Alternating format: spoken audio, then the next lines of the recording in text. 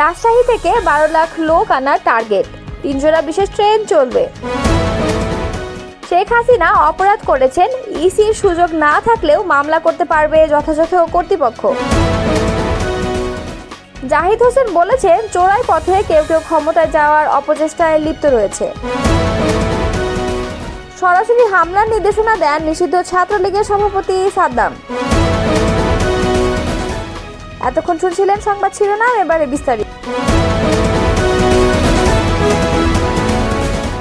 গোপালগঞ্জে জাতীয় নাগরিক পার্টির 16 জুলাই মার্চ টু গোপালগঞ্জ কর্মসূচি পণ্ড করতে বিভিন্ন স্থান থেকে সন্ত্রাসী হামলার ঘটনা ঘটে।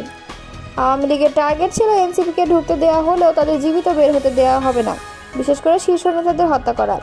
এই মিশন সফল করতে স্বয়ং গণঅভ্যুত্থানে ক্ষমতাচ্যুত সাবেক প্রধানমন্ত্রী শেখ হাসিনা ভারত থেকে মোবাইলে ফোনে গোপালগঞ্জে একাধিক নেতার সঙ্গে কথা বলেন।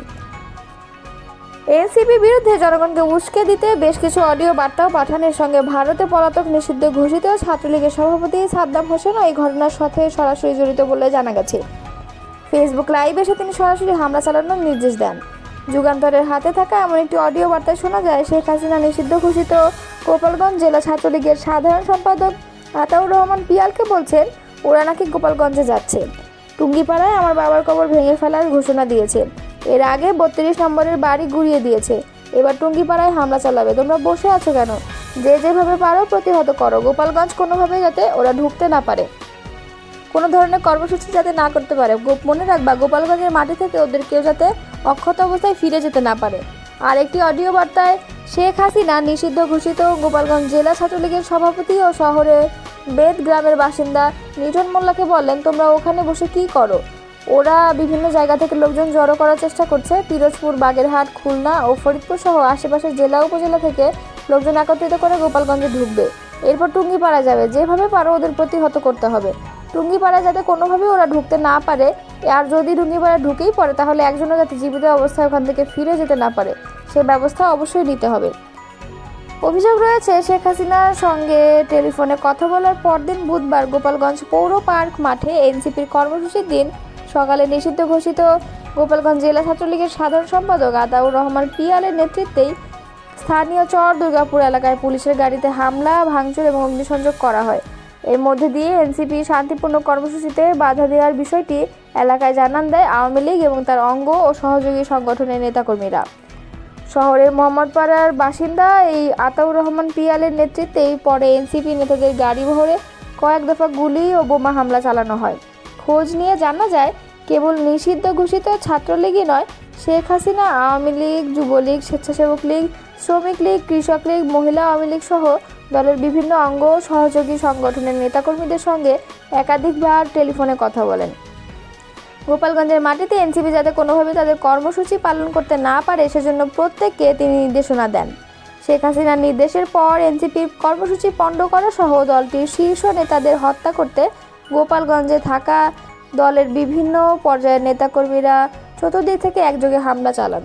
এ সময় নেতাকর্মীদের সমন্বয় করেন কলকাতায় থাকা শেখ হাসিনার ফুফাতো ভাই, গোপালগঞ্জ 2 আসনের সাবেক সংসদ সদস্য ও দলের প্রেসিডিয়াম সদস্য শেখ ফজলুল করিম সেলিম, লন্ডন বসে আওয়ামী লীগের প্রেসিডিয়াম সদস্য, সাবেক মন্ত্রী ও ফরিদপুর 1 আসনের সাবেক সংসদ সদস্য আব্দুর রহমান, আওয়ামী লীগের কেন্দ্রীয় কমিটির সদস্য ও শরীয়তপুর 1 আসনের সাবেক সংসদ সদস্য ইকবাল হোসেন অপু। স্থানীয় পর্যায়ে নারীদের এই কাজে সংগঠিত করেন কলকাতায় আত্মগোপনে থাকা গোপালগঞ্জ জেলা আওয়ামী লীগের সাংগঠনিক সম্পাদক শফিকুল ইসলাম কাজলের স্ত্রী এবং জেলা মহিলা আওয়ামী লীগ নেত্রী ইয়াসমিন আলম। আগের দিন মঙ্গলবার দলটির ভেরিফাইড ফেসবুক পেজে কর্মসূচিকে 16 জুলাই মার্চ টু গোপালগঞ্জ কর্মসূচি হিসেবে ঘোষণা করে গোপালগঞ্জের কর্মসূচি পালন শেষে এনসিপির নেতাকর্মীদের শরীয়তপুরের জাজিরায় আরেকটি কর্মসূচি পালনের কথা ছিল। 2008 সালে অনুষ্ঠিত নবম জাতীয় সংসদ নির্বাচনের হলফনামায় মিথ্যা তথ্য দেওয়ায় সাবেক প্রধানমন্ত্রী শেখ হাসিনা সুস্পষ্টভাবে অপরাধ করেছেন। তার বিরুদ্ধে যথাযথ কর্তৃপক্ষের মামলা করার সুযোগ আছে, এমনটা জানিয়েছে নির্বাচন কমিশন ইসি। দুর্নীতি দমন কমিশনের সচিবকে এক চিঠিতে এ বিষয়ে অবহিত করে ইসি। হলফনামায় সম্পদের মিথ্যা তথ্য দেওয়ায় গণপ্রতিনিধিত্ব আদেশ 1972-এর আওতায় আইনগত ব্যবস্থা নিতে গত 22 মে চিঠি দেয় দুদক। এতে বলা হয়, হলফনামা যাচাই বাছাইয়ের সময় চলে যাওয়ার পর মিথ্যা তথ্যের বিষয়টি উত্থাপিত হয়, তাই এই বিষয়ে নির্বাচন কমিশনের এখন ব্যবস্থা নেওয়ার সুযোগ নেই। ইসি জানায়, হলফনামায় মিথ্যা তথ্য দিয়ে শেখ হাসিনা দণ্ডবিধির 181 ধারার অপরাধ করেছেন। আইন অনুযায়ী যে ম্যাজিস্ট্রেট বা নোটারি পাবলিকের নিকট শেখ হাসিনা মিথ্যা তথ্য দিয়েছেন, সেই ম্যাজিস্ট্রেট বা তার ঊর্ধ্বতন কোনো সরকারি কর্মচারী জুডিশিয়াল ম্যাজিস্ট্রেটের নিকট লিখিত অভিযোগ দায়ের করতে পারেন। ঢাকায় আগামীকাল 19 জুলাইয়ের সমাবেশে নেতাকর্মীদের আনতে 3 জোড়া বিশেষ ট্রেন ভাড়া করেছে বাংলাদেশ জামায়াতে ইসলাম। এসব ট্রেন একবার করে চলবে রাজশাহী ঢাকা রাজশাহী, সিরাজগঞ্জ ঢাকা সিরাজগঞ্জ এবং ময়মনসিংহ ঢাকা ময়মনসিংহ রুটে। শনিবার সমাবেশ সফল করতে দলটি এই উদ্যোগ নিয়েছে। জামায়াতের আবেদনের পরিপ্রেক্ষিতে রেলওয়ের পশ্চিমাঞ্চলের সহকারী chief operating superintendent Abdul Awal, deputy chief operating superintendent 1 Arfin Nahar এবং রেলের উপপরিচালক খায়রুল কবির পৃথক চিঠিতে ট্রেন বরাদ্দ করেছেন। চিঠিগুলোতে বলা হয়, জামায়াতে ইসলামের রাজশাহী মহানগরীর অফিস সেক্রেটারির আবেদনের পরিপ্রেক্ষিতে 18 জুলাই দিবাগত রাতে রাজশাহী থেকে ঢাকায় এবং 20 জুলাই রাতে ঢাকা থেকে রাজশাহী ফেরার জন্য একটি বিশেষ ট্রেন পরিচালনার অনুমতি দেওয়া হয়েছে। এই ট্রেনটি মধুমতি এক্সপ্রেস ট্রেনের র্যাক ব্যবহার করে পরিচালিত হবে। ট্রেনটি 19 জুলাই রাত 1টার দিক থেকে রাজশাহী থেকে ছেড়ে ভোর 6টার দিকে ঢাকা পৌঁছাবে। সমাবেশ শেষে 19 জুলাই রাত 8টার দিকে ঢাকা থেকে ছাড়বে এবং রাত 1টা 15 ট্রেনটি আবার রাজশাহী পৌঁছাবে। পথে রাজশাহী বিশ্ববিদ্যালয়, হরিয়ান ও সরদাহ রোডে স্টেশনে যাত্রাবিরতি থাকবে। চিঠিতে আরও বলা হয়, সিরাজগঞ্জ বাজার ঢাকা সিরাজগঞ্জ বাজার রুটে চলাচলকারী 775-776 নম্বর ট্রেনটি শনিবার সকাল 6টার দিকে সিরাজগঞ্জ বাজার থেকে ছাড়বে এবং সকাল 9:30টার দিকে ঢাকায় পৌঁছাবে। সমাবেশ শেষে রাত 11টা 55 ঢাকা থেকে ছেড়ে সিরাজগঞ্জ বাজার পৌঁছাবে ভোর 3টা 30। এছাড়া ময়মনসিংহ রুটে একজোড়া বিশেষ ট্রেন পরিচালনার প্রস্তাব অনুমোদন করেছে বাংলাদেশ রেলওয়ে। বিশেষ এই 3 ট্রেন অগ্রিম ভাড়া, সার্ভিস চার্জ ও অন্যান্য পাওনা পরিশোধের সাপেক্ষে চলবে। রাজশাহী ঢাকা রুটে বরাদ্দ করা মধুমতি এক্সপ্রেস ট্রেনটি সাধারণত সকাল 6টা 40 রাজশাহী থেকে ছেড়ে যায় এবং দুপুর 2টার দিকে ঢাকা পৌঁছায়। শনিবার এই ট্রেনের সাপ্তাহিক ছুটি, তবে ছুটি বাতিল করে ট্রেনটি চালানো হবে। রাতে যাত্রা করে ঢাকা পৌঁছাবে সকালে।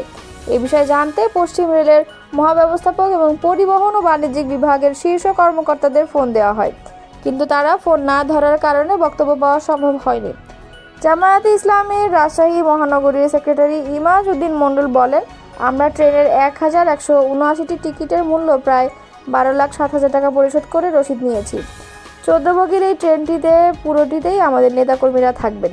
তিনি জানান, বিভিন্ন জেলা ও উপজেলা থেকে 7 থেকে 10টি করে বাস নেতাকর্মীদের নিয়ে যাবে। এছাড়া যাদের ঢাকায় কোনো কাজ আছে তারা সেরে নেওয়ার জন্য 2 দিন ধরেই ঢাকায় যাচ্ছেন। শুক্রবার সকালেও অনেকে গেছেন। সমাবেশ সফল করতে রাজশাহী জেলা ও মহানগর থেকে প্রায় 12 লাখ নেতাকর্মী অংশ নেবেন বলে তারা আশা রাখছে।